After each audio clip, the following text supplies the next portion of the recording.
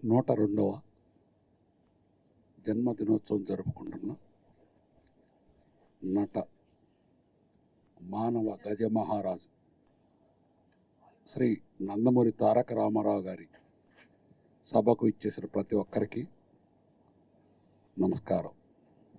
NT Ramarao గారు ఆ పేరంటేనే ఒక రకమైన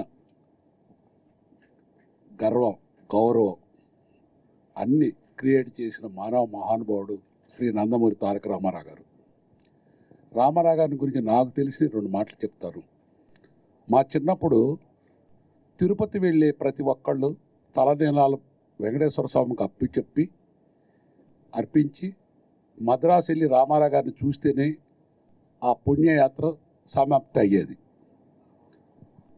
వెనక మద్రాసు వెళ్ళటం అంటే రామారావు గారిని చూడకుండా ఎవరు వచ్చేవాళ్ళు కాదు. అటువంటి పేరు సంపాదించారు తెలుగు వాళ్ళ తరపున. మద్రాసులో తెలుగు వాళ్ళ గౌరవం నిలబెట్టారు రామారావు గారు. నటుడు గారే కాదు, వ్యక్తిగా కూడా ఎంతో అత్యున్నత గౌరవం కల ఒక మానవ మహానుభావుడు ఆయన. ఆ తర్వాత హైదరాబాద్ వచ్చి తెలుగుదేశం పార్టీ పెట్టారు. పార్టీ పెట్టిన 9 నెలలకే ఆయన పార్టీ ఎంత మెజార్టీతో గెలిపించారో మనందరికీ తెలుసు. తెలంగాణలో ఆంధ్ర రాయలసీమ కన్నా కూడా తెలంగాణలో హయ్యెస్ట్ మెజారిటీ. అక్కడ 95 వస్తే ఇక్కడ 100% మెజారిటీ రామారావు గారికి.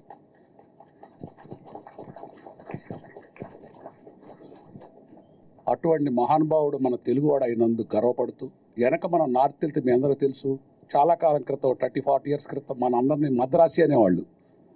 ఆ తర్వాత తెలుగుదేశం పార్టీ పెట్టిన తర్వాత మన తెలుగు వాళ్ళు రామారావు గారి వల్లనే ఇండియానే కాదు ప్రపంచం అంతా ఒక రికగ్నిషన్ రామారావు గారి వల్ల వచ్చింది.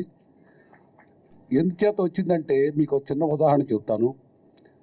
మాది టిమ్మర్ బిజినెస్ తెనాలిలో ఉండేవాళ్ళం.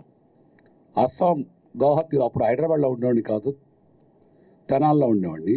అస్సాం గౌహతి వెళ్ళి టిమ్మర్ తెచ్చుకుంటుంటే వాళ్ళు ఆ రోజుల్లో మీరు మద్రాసి అనేవాళ్ళు 1980s ముందు.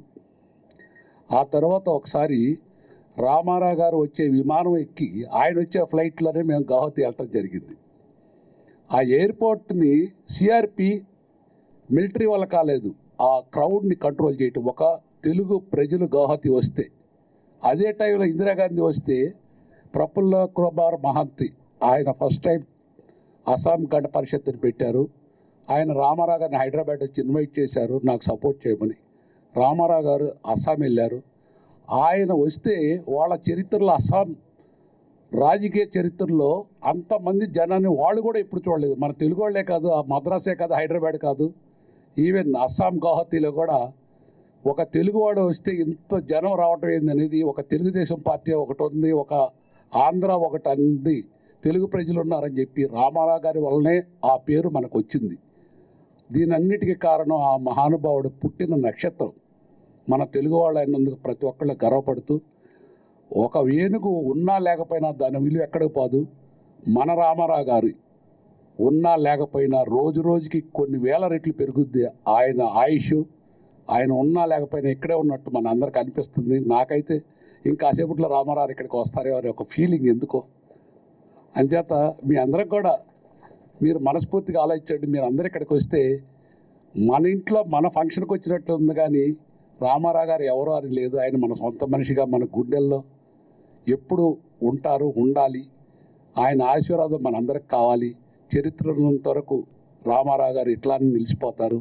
ఆయన రోజు రోజుకి సంవత్సరం ఇంకా బలపడుతూ ఈ సృష్టినంత వరకు ఆయన బ్రతికే ఉంటారు.